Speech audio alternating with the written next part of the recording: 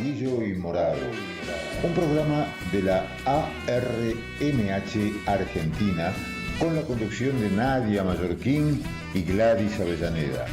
Producción Nadia Mallorquín. Memoria en rojo, amarillo y morado por Radio Caput.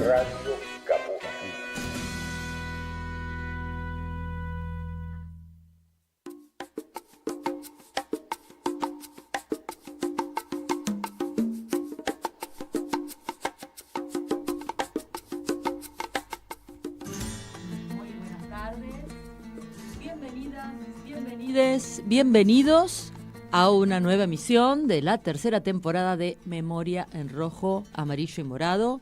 Muy buenas tardes a quienes nos escuchan desde aquí y desde el otro lado del Atlántico. Muy buenas tardes, compañeros acá en el estudio. Ceci, Nadia, Daniel. Muy buenas tardes. ¿Cómo andas, Gladys? Hola a todas y a todos. Buenas tardes, compañero técnico Chino. ¿Cómo estás? Y bueno, nada, recordarles que, para iniciar, recordarles que si nos están viendo por YouTube, en el link, siguiendo un poquito más abajo, pueden colaborar con nosotros para la prosecución del programa con un cafecito mensualmente. Dicho esto, empezamos el programa que arranca así.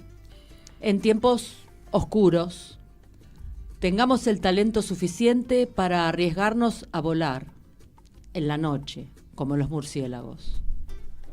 En tiempos oscuros, seamos lo suficientemente sanos como para vomitar las mentiras que nos obligan a tragar cada día. En tiempos oscuros, seamos lo suficientemente valientes como para tener el coraje de estar solos y lo suficientemente valientes como para arriesgarnos a estar juntos. En tiempos oscuros, seamos lo suficientemente maduros como para saber que podemos ser compatriotas y contemporáneos de todos los que tienen voluntad de belleza y voluntad de justicia, porque no creemos en las fronteras de los mapas ni del tiempo.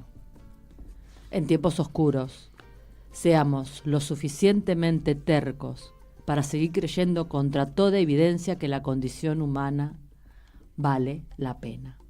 En tiempos oscuros, seamos lo suficientemente locos como para ser llamados locos. En tiempos oscuros, seamos lo suficientemente inteligentes como para ser desobedientes cuando recibimos órdenes contradictorias con nuestra conciencia o contra nuestro sentido común. Acabo de leer de Eduardo Galeano, En tiempos oscuros. Bueno, después de casi 30 horas de un debate extenuante, la Cámara de Diputados de la Nación aprobó primero en general el proyecto de la llamada Ley Bases, promovido por la gestión de Javier Milei. Más adelante, en ese mismo día, en esa misma franja horaria, se votó en particular por capítulos y todos los capítulos fueron aprobados. También se aprobó el paquete fiscal ese mismo día, o sea, todo, paquete completo. El tratamiento se produjo a menos de un mes de la convocatoria al pacto de 25 de mayo, motorizado también por el presidente. Tras una ronda de cuestiones de privilegio, los legisladores votaron en particular el megaproyecto, aprobando, reitero, todos los capítulos. Luego, la Cámara Baja hizo lo propio con la ley del paquete fiscal. Pero, ¿qué se aprobó en este recinto, en la Cámara de Diputados? ¿De qué estamos hablando cuando decimos la ley bases? Bueno, vamos a hacer un recorrido en esta editorial sobre qué fue lo que se aprobó y qué efectos va a tener esto en nuestra vida futura o cotidiana. Se aprobó la Ley de Medidas Fiscales. Este proyecto comprende, entre otros puntos claves, la reversión del impuesto a las ganancias, rebaja de bienes personales, moratoria tributaria, aduanera y de seguridad social, blanqueo de capitales de hasta $100,000, entre otras tantas modificaciones que entran dentro de lo que es la ley de medidas fiscales. Se aprobó también la eliminación de la moratoria jubilatoria.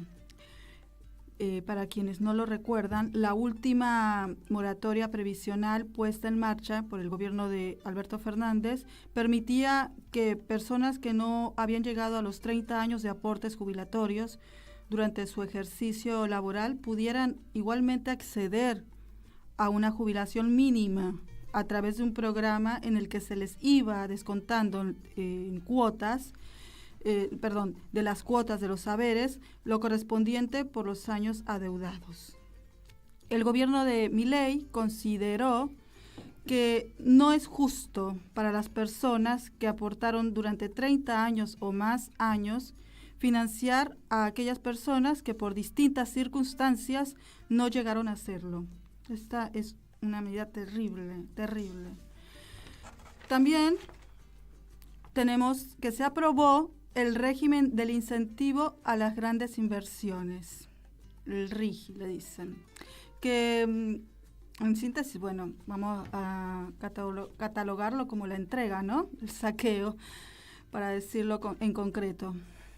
Se aprobó la desregulación de los hidrocarburos, que da libre exportación y explotación de los hidrocarburos, entre otras cuestiones. También establece que el Poder Ejecutivo no puede intervenir o fijar precios de comercialización en el mercado interno. La reforma laboral que aprobó diputados, según la iniciativa que obtuvo media sanción, quedó reducida a la extensión del periodo de prueba. El fondo de cese laboral optativo a determinar en los convenios colectivos de trabajo como alternativa a la indemnización de hasta 8% de las remuneraciones y la derogación de multas que no por no registración laboral. También fue borrado del texto original el artículo que establecía penas de 6 meses a 3 años de prisión a quienes bloquearan empresas en el marco de pujas salariales o laborales. Se aprobó también, en este sentido, eso quiero extenderlo un poco, pero se dio la aprobación de cambios del estatuto del peón rural. ¿Qué quiere decir esto? Que se habilita el periodo de prueba, que no existía en este sector, y se quitó la obligatoriedad de recurrir a la bolsa de trabajo que establece la organización gremial. Por otro lado, también se avaló a los trabajadores autónomos. Sí, a los trabajadores autónomos a contratar a hasta 5 personas sin que implique esto una relación de dependencia. Se aprobó también la modificación de los contratos de trabajo, que forma parte de la reforma laboral. Se avaló también la modificación del sistema de indemnizaciones por despido, que permite la creación de fondos de cese, que los fondos los tendría que hacer cada trabajador. También modificaciones en la modernización laboral, la promoción del empleo registrado, que elimina las multas a los empleadores que no registraron trabajadores. Entre otros, aquí la nueva ley desarrolla la reforma de la legislación del trabajo con modificaciones sobre el proyecto a la Ley de Empleo 24013. Se avaló el capítulo sobre el empleo público, destrozando licencias y derechos conseguidos desde hace muchísimo tiempo, y se aprobó la reforma del Estado y las privatizaciones. De esta manera se avanzará sobre 11 empresas del Estado y se habilitó la venta de Aerolíneas Argentinas, Energía Argentina, Sociedad Anónima, Radio y Televisión Argentina, Sociedad del Estado, Intercargo. Entre las compañías que podrán privatizarse de forma parcial se encuentran AISA, Correo Oficial, Belgrano Cargas y Logística, SOFCE y Corredores Viales, Sociedad Anónima. Estas tendrán un régimen especial y Nucleoeléctrica Argentina, Sociedad Anónima y Yacimientos Carboníferos Río Turbio. Una entrega de la soberanía, ¿no? En síntesis. Se aprobó también la delegación de facultades al presidente. El proyecto señala la emergencia pública en materia administrativa, económica, financiera y energética por el plazo de 1 año y delega en el Poder Ejecutivo Nacional las facultades dispuestas por la presente ley vinculadas a materias determinadas de administración y de emergencia. Cecilia Moró dijo respecto de esto: la ley es un verdadero atentado para la vida de los argentinos. Están eligiendo el camino de la crueldad. La vicepresidenta de la Cámara de Diputados, Cecilia Moró, apuntó contra el gobierno al sostener que eligió el camino de la crueldad y consideró que la ley base junto al paquete fiscal y el DNU 70 representan un plan de negocios. Tengo la sensación, dijo entre otras cosas, de que eligieron el camino de la crueldad, el de enterrar en los escombros a sectores apuntados. Retomaron la premisa de José Alfredo Martínez de Oz de achicar el Estado para agrandar la nación. En este sentido denunció que con esta ley se vuelve a rematar las empresas públicas. Esto es un plan de negocios porque ganan los 120.000 más ricos de la Argentina. Bueno, en esto previo a lo que fue la movilización del 1 de mayo. Pero para cerrar esta editorial vamos a escuchar la advertencia y la explicación que hace la diputada y economista Julia Estrada. De aprobarse esta ley, Argentina se convierte en un país más desigual y más injusto. Debo decir que estoy muy sorprendida, no tanto por los apoyos a la ley, que puedo decir que son predecibles, ya sea del bloque oficialista, ya sea de aliados o de quienes tienen acuerdos políticos con el gobierno, sino por los argumentos que pusieron en juego desde que arrancó el debate hasta ahora para defender esta ley. Estoy realmente sorprendida porque acá se dijeron cosas que son exactamente lo contrario a lo que la ley genera. Digo, si van a defender esta ley, háganlo con las bases, con las condiciones, con las características que esta ley significa en un país con más desempleo, con más gente afuera, desindustrializado, extranjerizado y con una lógica de blanqueo para básicamente permitir que actividades ilícitas se declaren en la Argentina. Esas son las razones, con un país más chico y para pocos. Acá se dijo, por el contrario, que se va a recaudar más y que de esta manera se resuelve el problema fiscal. La Oficina de Presupuesto del Congreso, no Julia Estrada, no Unión por la Patria, la Oficina de Presupuesto del Congreso dijo: lo que pierden por bajar bienes personales a los más ricos, 0,61% del PBI, no lo llegan a recuperar ni siquiera con la restitución de ganancias, 0,5% del PBI. De nuevo, Oficina de Presupuesto del Congreso, no les dan los números, no recaudan más con esto. Segundo, que van a venir dólares genuinos, escuché hace un rato.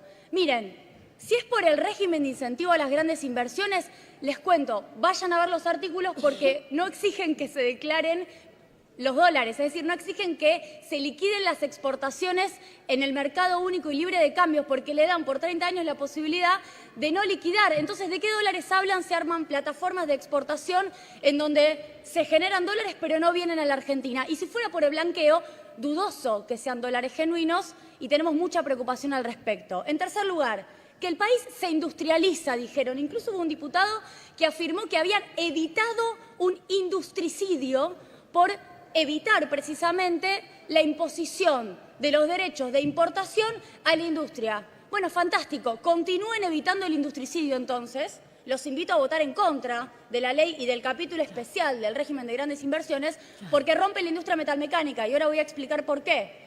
Cuarto, dijeron que esta ley va a generar empleo. Miren, yo participo de la Comisión de Legislación del Trabajo. Vinieron expertos la semana pasada, les preguntamos uno por uno. ¿Cuál es la evidencia empírica de la baja de contribuciones patronales, del perdón de las multas, de la extinción de las acciones penales por retener aporte de los trabajadores? ¿Cuál es la evidencia empírica de que eso genera empleo? Silencio. Incluso les dije a varios, manden por mail a la Comisión de Legislación del Trabajo los informes que tengan. No llegó nada. No sabemos por qué este nuevo blanqueo laboral, esta extinción de multas, de acciones penales va a generar empleo. No hay evidencia empírica en la Argentina, ni en la década de los 90, ni tampoco con el paquete de reducción de contribuciones patronales de Macri de diciembre de 2017. Entonces, voy a empezar a precisar qué significa esta ley. Sobre el paquete fiscal, lo han dicho muchos, vuelvo a repetir, blanqueo low cost, tasa cero, hasta $100.000, cero. Nunca se dio que no se pague nada. Incluso más, hay tributaristas que no piensan como yo, que dicen que se puede distribuir la guita, los dólares, entre la familia, porque no se pide la correlación entre la actividad económica y los dólares que vas a declarar. Por cierto, se exige declaración y no repatriación. Y cuando se exige repatriación, se dice no hay tope para la tasa cero, no te cobro nada y no hay tope. No lo digo yo, lo dijo el secretario de Hacienda, Carlos Huberman, lo escuchamos todos. Dijo como ejemplo, podés declarar $1.000.000, así que si están escuchando, trabajadores, trabajadoras del otro lado, si están escuchando, si tienen su $1.000.000 preparados para repatriarlo, y no te cobra nada el Estado argentino. Permítame que quiero continuar con el paquete fiscal. 600.000 monotributistas se quedan sin la posibilidad de tener monotributo social como contracara. Y el impuesto a los bienes personales, que está en 2,25, único impuesto patrimonial que tiene la Argentina, otros países del mundo tienen impuesto patrimonial, Italia, Francia, Suiza, Luxemburgo, puedo seguir un rato más. Bueno, prácticamente desaparece, 0,25, estabilidad hasta el año 2038. Quiero decir que sobre la industrialización y sobre la generación de dólares, el régimen de grandes inversiones, y quiero citar ahora a DIMRA, permítame también hacer un aporte en la votación en particular desde ya. DIMRA plantea, la Asociación de Industriales Metalúrgicos, que hay una competencia desleal porque van a meter equipamiento para perforación en Vaca Muerta, petróleo y gas, que es extranjero, que compite con la industria nacional. A ver, el único sentido que tiene de tener Vaca Muerta es poder hacer el encadenamiento productivo y generar puestos de trabajo. Hay 300.000 puestos de trabajo en la industria de bienes de capital. Se van a destruir. Creo que eso tiene que ser una advertencia clara. El RIGI es un problema en ese sentido. Y por último, para ir cerrando, en relación a lo que metieron por la ventana, tanto reforma laboral como moratoria previsional, bueno, aparece una gran contradicción. Si sos empleador, te dan perdón de multas, te dan extinción de acción penal y te reconoce el Estado argentino 60 meses de aporte. Si sos un laburante, más si sos mujer, 9 de cada 10 no tienen los 30 años de aporte, no te podés jubilar por moratoria. Si sos mujer no tenés moratoria. Si sos empleador, sí tenés moratoria. Esa es una gran diferencia y una gran contradicción que hace que Argentina, a partir de la aprobación de esta ley, sea un país sustancialmente más injusto. Por todo eso, vamos a votar en contra de Unión por la Patria, nos vamos a pronunciar en contra en general y en particular, y creemos que esta ley, junto con el DNU 70, son el mascarón de prueba de una nueva Argentina mucho más desigual. Muchas gracias. Palabras a las que adherimos desde aquí. Totalmente. Bien, ahora nos vamos, por favor, señor operador, a un tema musical del Club Artístico Libertad, A la Huelga.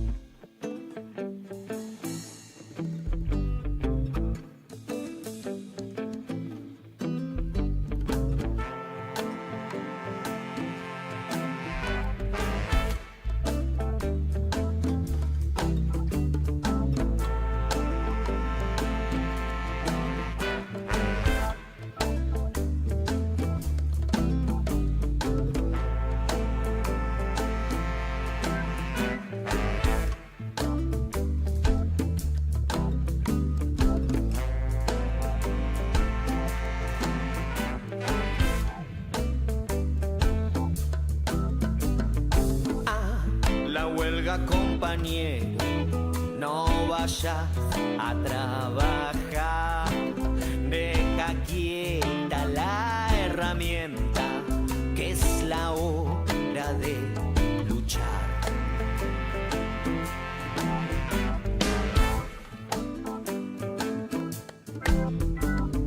Desde el pozo y el arado, desde el torno y el telar, vivan los hombres del pueblo, a la huelga federal, a la huelga 10, a la huelga 100, a la huelga madre yo voy también, a la huelga 100, a la huelga 1000. Yo por ellos, madre, y ellos por mí.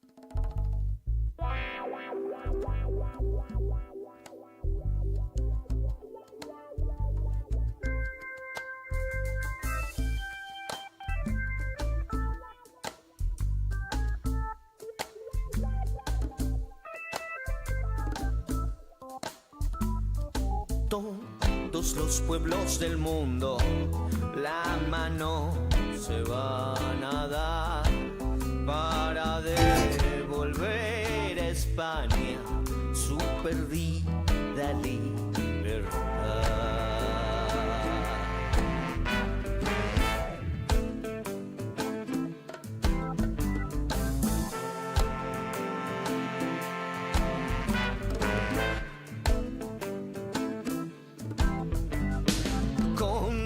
Gobierno del hambre nos vamos a levantar, todos los trabajadores codo a codo por el pan. A la huelga 10, a la huelga 100, a la huelga madre yo voy también. A la huelga 100, a la huelga 1000, yo por ellos madre y ellos por mí.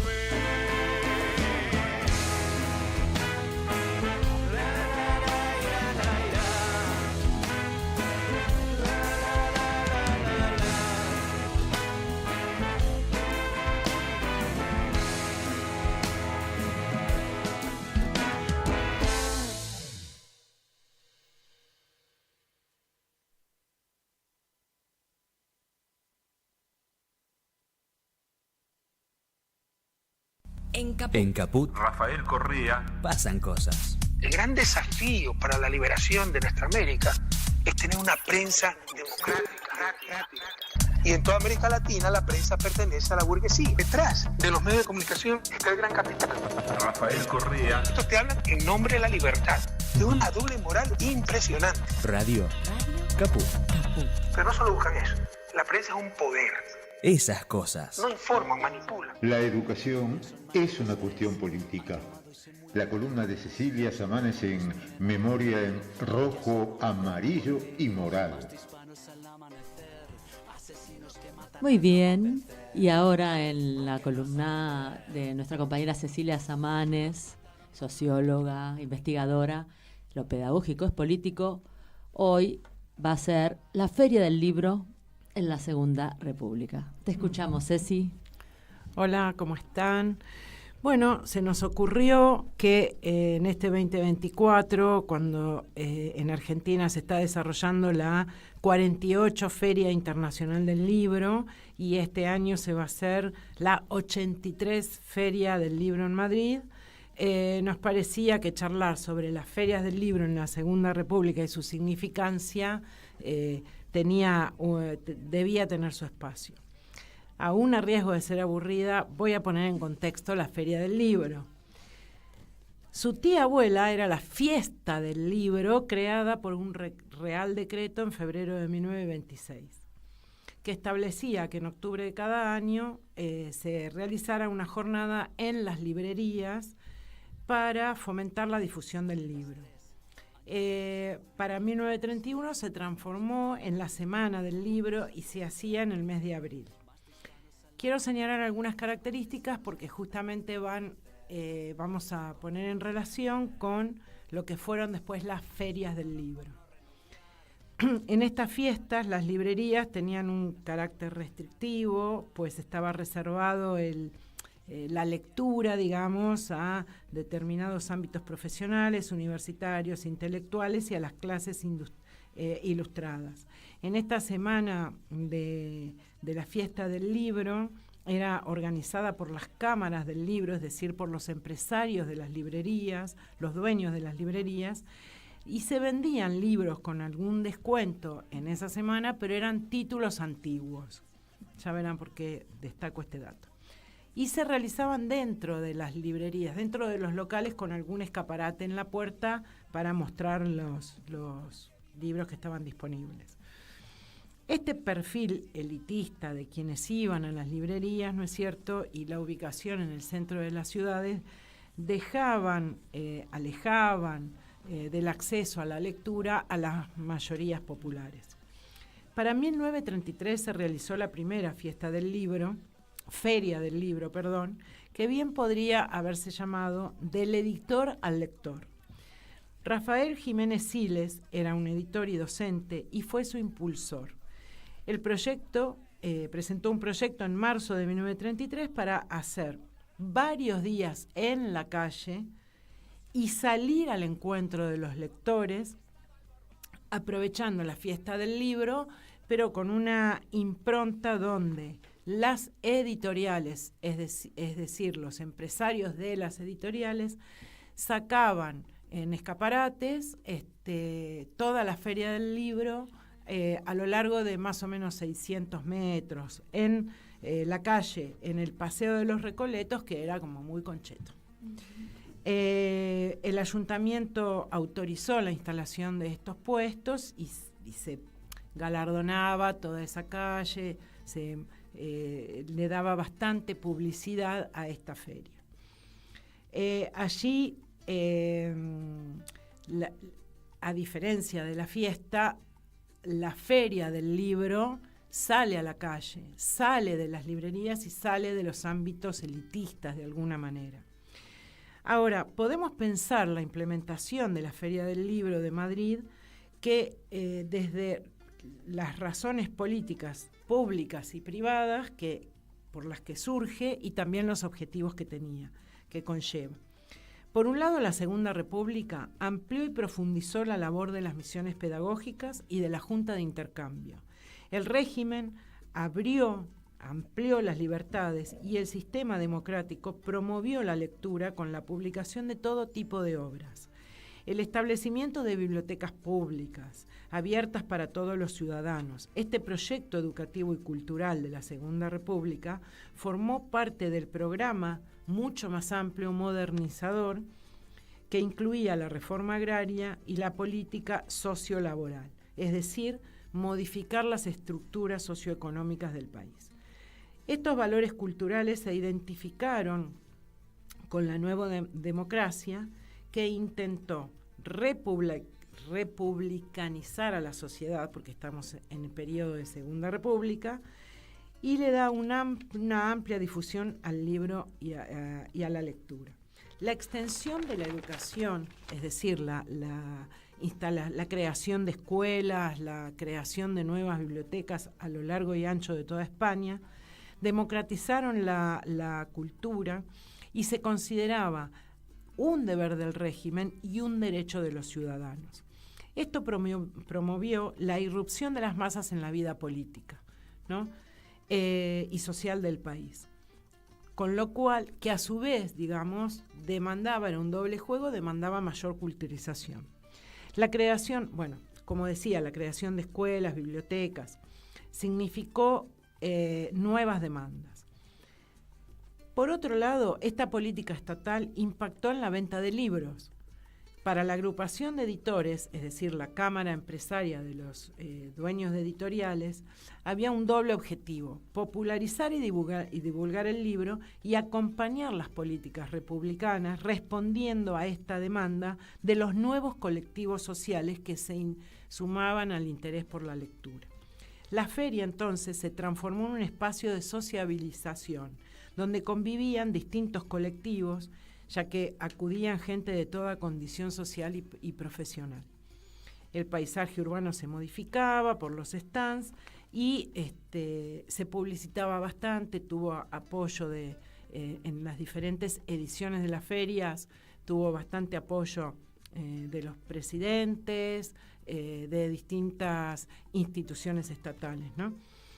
La Feria del Libro y las rutas, ya estoy terminando, y las rutas del camión, lo que se llamaban el camión stand, fueron las iniciativas más exitosas de la etapa republicana con respecto a la educación, ya que las ferias siguen celebrándose anualmente y los camiones librería son los tíos abuelos de los bibliobuses actuales. Bueno, hay más características, algunos aspectos a destacar, pero podemos seguirla en otro momento. Es que habías hecho una referencia a los libros antiguos.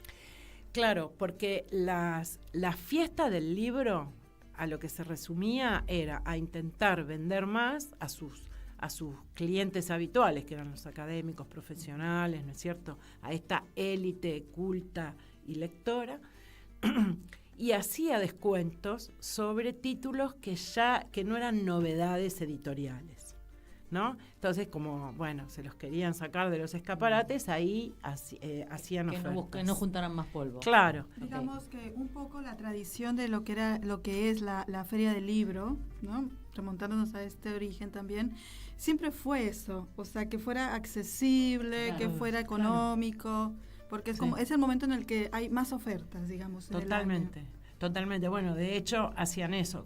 Cada año, por ejemplo, otros empresarios se sumaban también a publicitar la Feria del Libro. Los tranvías empezaban a tener propaganda para la Feria del se fomentaba, se iba fomentando un poco totalmente más cada vez. Y bueno, siempre se planteó como una feria del libro hispanoamericana. Fueron invitados los países de Latinoamérica, México era el que participó en 2 de estas ediciones, los primeros años, durante la Segunda República, los demás países. Pero había invitaciones formales, es decir, desde los editores organizadores a las autoridades de las representaciones de los otros países ahí. Y también hacían algunos días especiales, por ejemplo, para las infancias, empezaron a hacer. Bueno, y también hay una razón económica. Las editoriales aumentaron por 4, en el año 1934, aumentaron por 4 sus ventas, porque cada año afluía más gente. ¿Sí? Muy bien, muy interesante, gracias. Daniel, ¿qué estás leyendo? Una novela de Eduardo Mendoza, un autor contemporáneo, todavía vive, que fue el autor de algunos libros vastamente recordados. La verdad sobre el caso Savolta, que también fue película, La ciudad de los prodigios, que es un homenaje a la Barcelona de los años 20-30, que hicieron una gran exposición universal. Este es un libro diferente porque en lugar de, como los 2 anteriores, estar situado en Barcelona, aquí el autor se va a Madrid. Y es Madrid en marzo de 1936. La Riña de Gatos, Madrid 1936. Así ese se llama el libro. El título completo, pero está ubicada la acción en el mes de marzo. Ajá. ¿Qué era el mes de marzo? ¿Qué ocurría en el mes de marzo? El triunfo del Frente Popular en febrero, el 16 de febrero, y el encarcelamiento de José Antonio Primo de Rivera en los últimos días de marzo. Ahí va la acción. Y es uno de esos relatos en que pasa absolutamente de todo. Hay historia de amor, hay crímenes, hay arrestos sucesivos. El protagonista es un inglés especialista en pintura española del siglo de oro y en particular en Diego Velázquez. Y este es el punto de partida de la trama. Un cuadro de Velázquez, o un supuesto cuadro de Velázquez, que un noble español intenta vender como aporte a la causa del golpe de julio de 1936. Ya me atrapó la sí, historia. por Claro, favor. y ¿A quién se lo vas a prestar primero el libro? a lo largo del relato se mezcla la ficción con elementos rigurosamente históricos y con personajes de existencia real. José Antonio, por ejemplo, es uno de los personajes, aparece uno de los personajes principales. Más fugazmente aparece Manuel Azaña, un par de ministros suyos, y en una escena están nada menos que en la casa de este noble de ficción, que se llama el Duque de Igualada, están allí nada menos que Emilio Mola, Gonzalo Queipo de Llano y Francisco Franco. Ve qué nombres. No falta nadie. No. Y hay varios tramos donde el autor, más allá de la ficción, vuelca evaluaciones políticas claras. Por ejemplo, en un momento,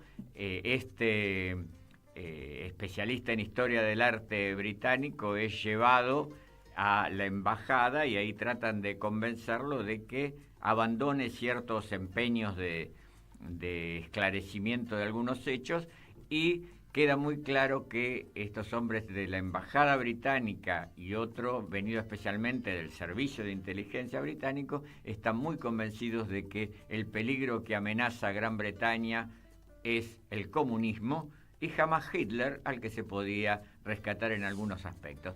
En fin, una novela muy entretenida.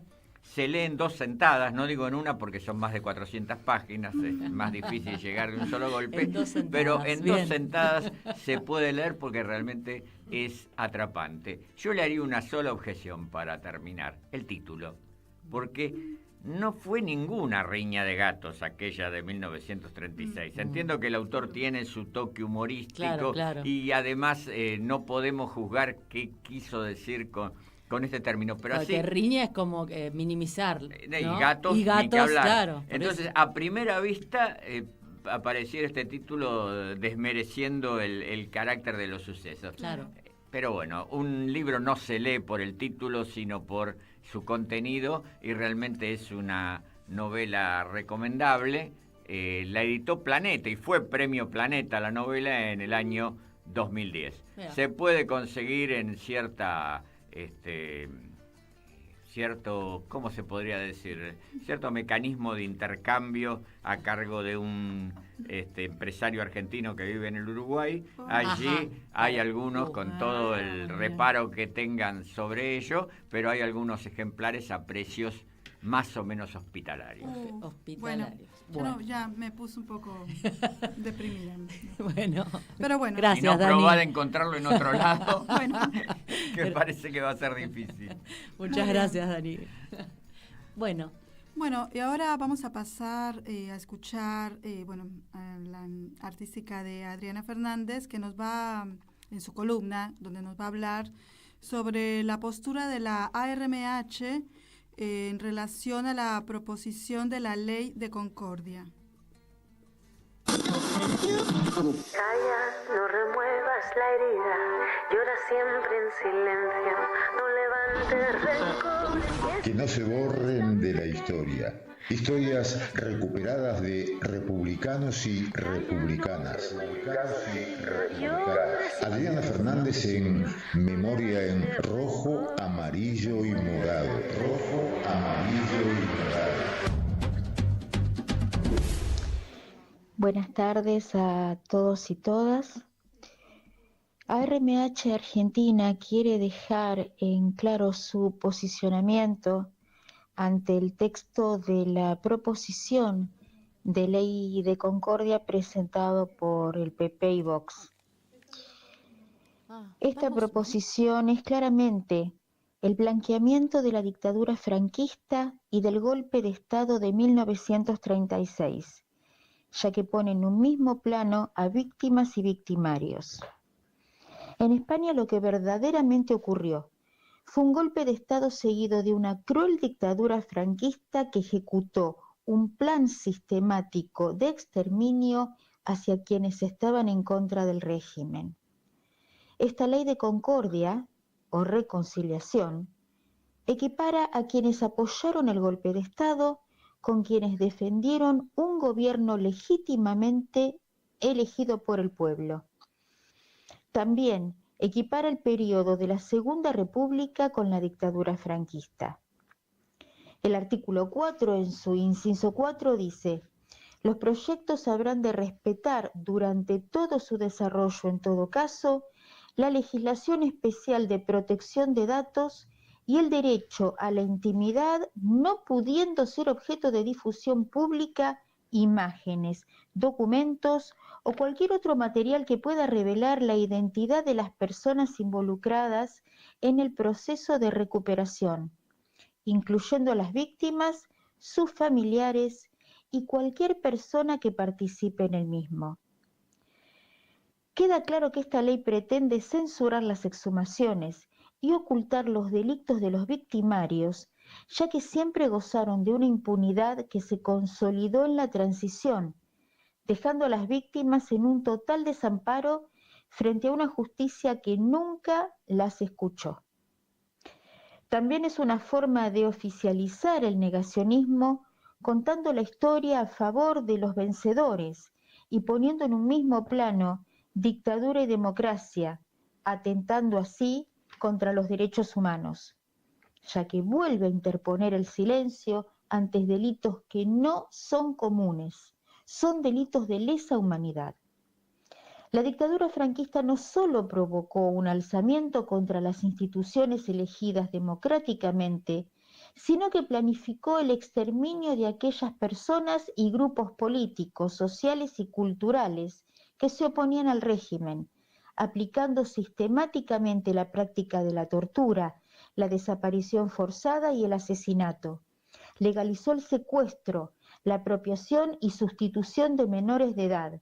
Utilizó como fuerza de trabajo esclavo a presos políticos. Abusó de la niñez indefensa, alojada en preventorios y orfanatos, como así también de las mujeres a las cuales rapaban, purgaban, violaban y asesinaban, privándolas de todo derecho. Provocó el exilio de cientos de miles de ciudadanos. Juzgó y condenó a miles de personas en juicios sumarísimos, a penas de muerte o de muchos años de prisión. Hoy aún, más de 100.000 personas en las cunetas, cuyas historias deben ser recuperadas, víctimas y familiares van muriendo sin una reparación y los victimarios van muriendo sin la pena que merecen por los crímenes imprescriptibles que cometieron.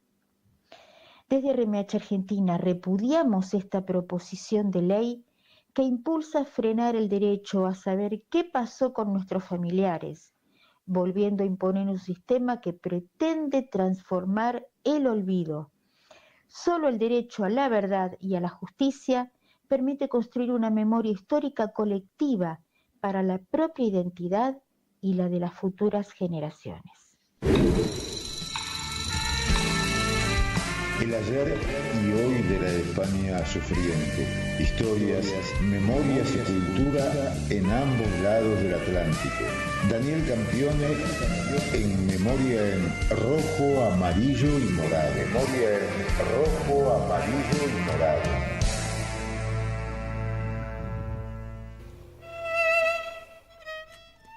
Bien, y hoy, Daniel, tenés la columna Voluntarios Argentinos en la Guerra de España, los que no conocemos.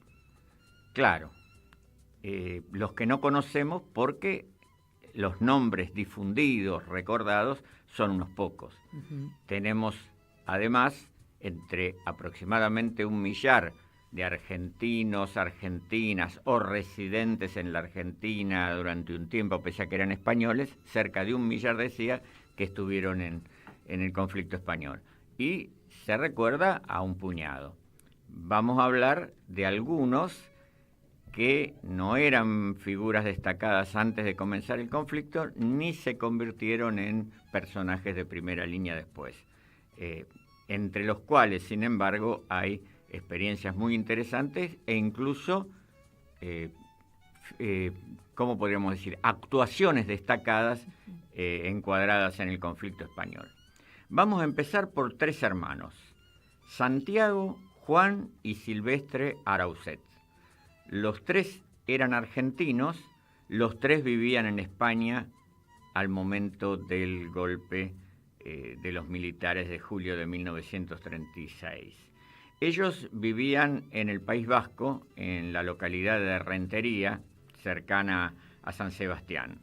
Allí habían trabajado, avanzaron en sus estudios, pero cuando fue el golpe se enrolaron enseguida en cuerpos de milicias republicanas.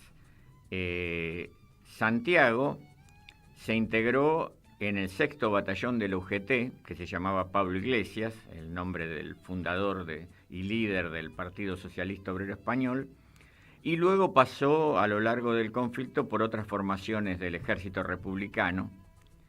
Sobre el final de la guerra estuvo entre los cientos de miles que pasaron a Francia, y allí, en la Francia ya ocupada por los nazis, un tiempo después del exilio forzado, se incorporó a la resistencia francesa, tomó parte en actos de sabotaje, desarrolló tareas de inteligencia desde la ciudad de Burdeos.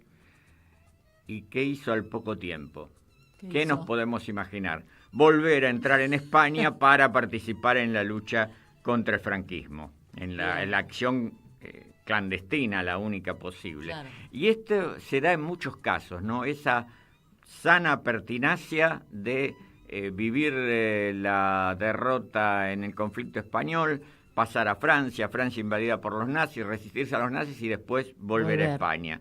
Hay varios casos por el estilo. De vuelta en España fue arrestado e incorporado a un batallón de trabajo forzado, un batallón de prisioneros. Y estuvo en campos de concentración, campos de prisioneros muy importantes, muy recordados, Miranda de Ebro y San Pedro de Cardeña, que fueron dos de los que más presos tenían. Estuvo 7 años en prisión en España, fue liberado, regresó a la Argentina y se quedó definitivamente a vivir acá. Retomó la militancia y terminó su vida como dirigente del movimiento de jubilados. Así que nada lo detuvo en el camino de la reivindicación, de la lucha, de la defensa de los derechos. Su hermano Juan también se incorporó a la unidad de la UGT donde participaba Santiago, luchó en la guerra, fue apresado también en España y estuvo 17 años preso. 17 años preso en España, fue liberado merced a una gestión del propio presidente de la época, de Arturo Frondizi. Regresó al país entonces, también se quedó aquí y también participó en el movimiento de jubilados, igual que su hermano. Y el tercero, Silvestre, que era el hermano menor, se incorporó a las filas republicanas teniendo solo 16 años, en plena adolescencia, combatió en el norte de España y fue abatido, fue muerto en combate en el País Vasco, allá por mayo de 1937. Así que estos 3 hermanos recorrieron su destino de lucha con trayectorias más o menos paralelas. Qué historia, ¿eh? Sí, realmente notable. Otro voluntario poco conocido fue Francisco o Francesco, ya que era italiano, Barbieri, un anarquista que participó de múltiples luchas antes de ser voluntario en España. Estuvo en la Gran Guerra de esa época, lo que hoy llamamos la Primera Guerra Mundial, permaneció en Italia hasta 1922, retornó a la Argentina y estuvo militando junto con algunos personajes bastante recordados, los hermanos Scarfo, Miguel Arcángel Rosiña y el mismísimo Severino Di Giovanni. Cuando alguien tuvo la mala idea de poner una bomba en el consulado de Italia y provocar varios muertos, probablemente haya sido el propio Di Giovanni, se desató una gran ola de represión y Barbieri dejó la Argentina, pasó por por Montevideo, por Brasil, y en Brasil lo expulsaron con dirección a Italia. Es decir, Daniel, Barbieri lo menciona Bayer en el libro de Severino Di Giovanni, y cuando habla de los anarquistas expropiadores. Me acuerdo mucho el apellido. Sí, lo menciona. Sí. Lo menciona Bayer porque Bayer tiene su artículo tomado después en el libro Los anarquistas expropiadores, donde se refiere justamente a este grupo, exacto. Con Rosiña y con el resto. De Di Giovanni, por supuesto, su famoso libro Severino, el idealista de la violencia, pero también tiene su capítulo estos anarquistas que en su momento estuvieron cercanos a Di Giovanni también. Pero decía que lo expulsaron a Italia, se la arregló para pasar a Suiza y finalmente volvió a España apenas ocurrió el golpe. O sea, se sintió llamado desde el primer momento. El 25 de julio de 1936, una semana después del alzamiento, estaba en España. Allí se incorporó a una columna anarquista que tenía una sección italiana, la columna Ascaso, en homenaje a un dirigente muerto en el comienzo, en la defensa de Barcelona frente a los golpistas, es decir, allá por el 19-20 de julio. Y Barbieri se convirtió en colaborador, en ayudante de un gran dirigente libertario italiano, Camillo Berneri. Participaron en una ofensiva de las fuerzas anarquistas sobre Cataluña, que sitiaron también la ciudad de Huesca, en Aragón, y finalmente fueron nuevamente hacia Barcelona. En mayo de 1937 se produjo el enfrentamiento armado entre las autoridades de la Generalitat, tropas de la República, los comunistas y frente los anarquistas y el POM. Berneri y Barbieri obviamente estaban del lado de sus compañeros de ideas, los anarquistas, y el 8 de mayo, en el transcurso de ese conflicto sobre el final, Berneri y Barbieri fueron secuestrados y poco después aparecieron muertos con heridas de bala que probaban que había sido ellos sí nacidos en Argentina. Uno, José Bellocchi, militante del Partido Comunista desde 1932, había nacido en 1909, que trabajó en la clandestinidad en la época de lo que aquí llamamos la década infame, fue detenido varias veces. Y una vez que estalló la guerra fue uno de los tantos cuadros del Partido Comunista de Argentina que fue enviado a España por el partido. Allí cursó estudios en una escuela de oficiales, se graduó como teniente, trabajó con el Partido Socialista Unificado de Cataluña, que era el correlato catalán del Partido Comunista, fue instructor de soldados, y estuvo allí hasta la caída del Frente Catalán, como tantos. Pasó al exilio y los franceses lo enviaron al campo de concentración de Saint-Cyprien, que era el destino de la gran mayoría de los españoles expatriados luego de la caída de la región catalana. Iban a parar a campos de concentración de prisioneros.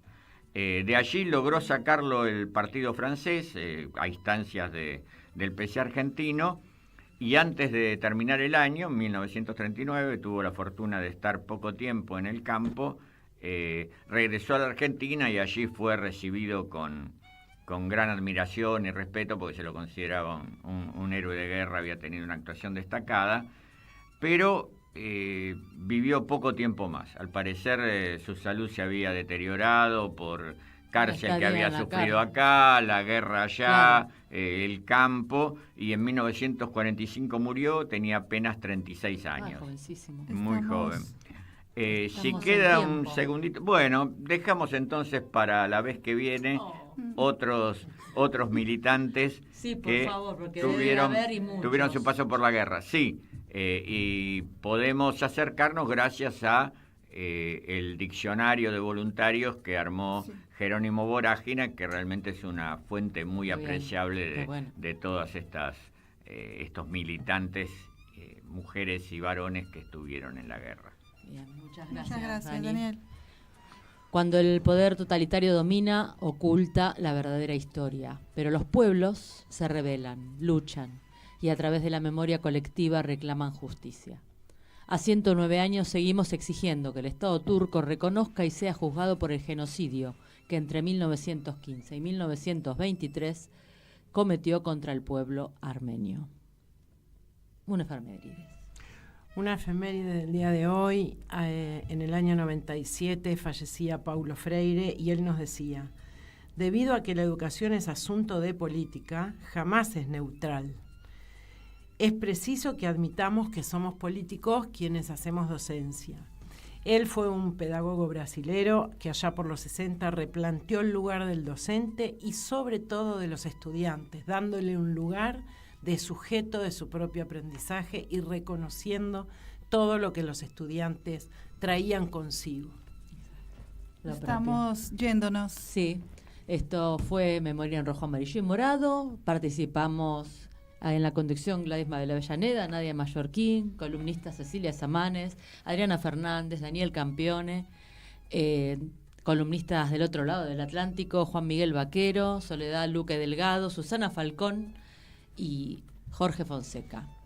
En la técnica el Chino Román. Nos vamos con el vals del obrero de Escape, Salud y República.